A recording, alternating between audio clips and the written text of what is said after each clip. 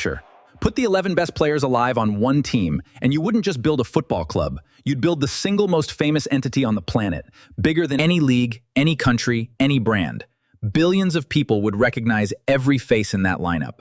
Here is exactly how it works.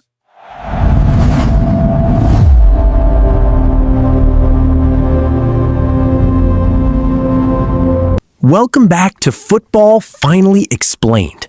Today, we're drafting the greatest football team that has ever existed, and talking about the one thing this team would have more of than any team in history: fame.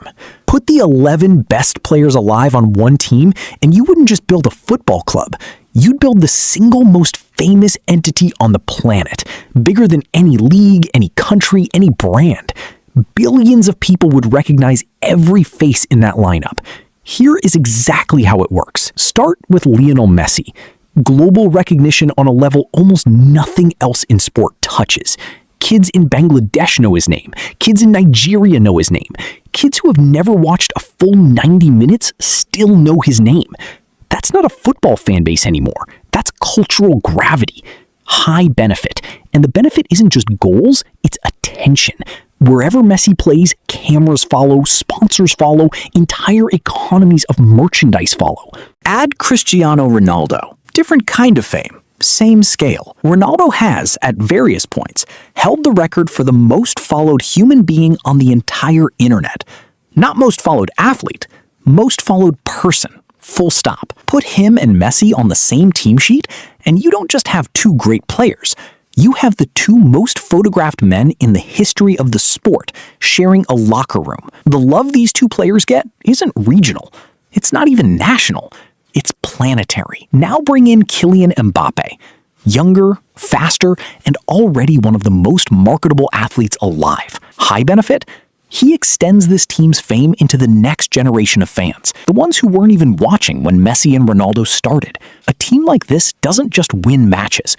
It recruits new fans by existing. Here's the part people underestimate. Fame compounds.